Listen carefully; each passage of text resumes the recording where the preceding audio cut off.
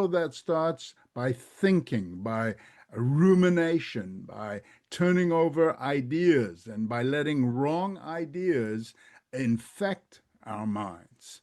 That's where Christians are working. That's where Christians are developing their character, and that's where works start.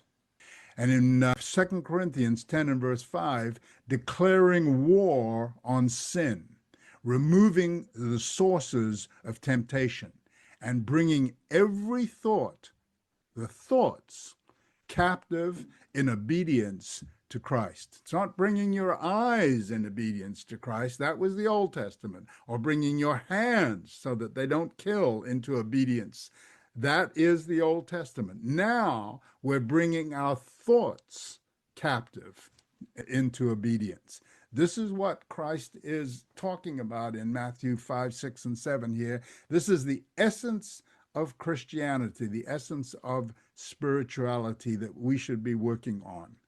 Yes. And sometimes, well, it's not sometimes, but you have to realize that when you're walking with Christ, there's some things that you cannot do. There are some do nots, and it just depends on the person.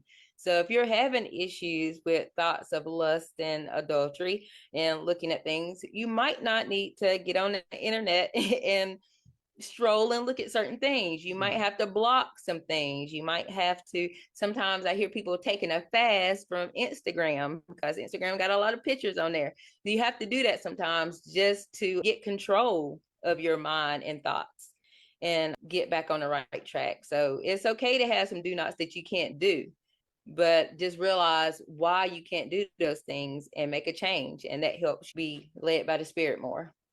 Absolutely. So with all this put together, we're looking at that process of being redeemed by faith, coupled with the works of righteousness.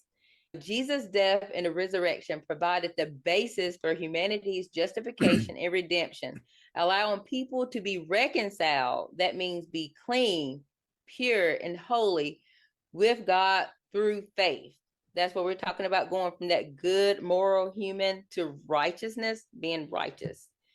Then with the help of the Holy Spirit, we can grow the warring to keep ourselves clean, That's the important part. It's not just one dip in the water. It's not one time that I'm sanctified. No, it's a process. Becoming righteous in our minds and doing the work that it takes to do that, becoming righteous.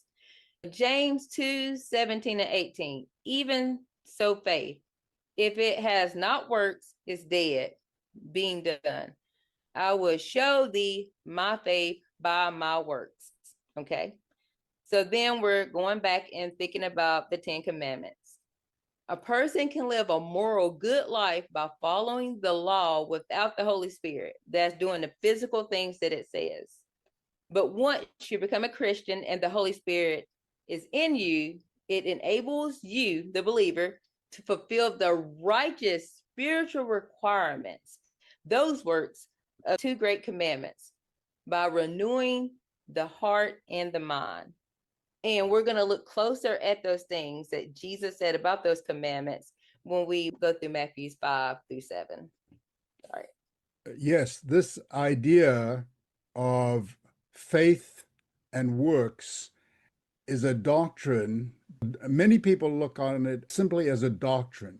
Faith without works, and faith and works, faith all works. How do these two things fit together? Unlock Scripture's core meaning with Biblical Hebrew made simple. No reading, no memorizing. Get your free mini course now.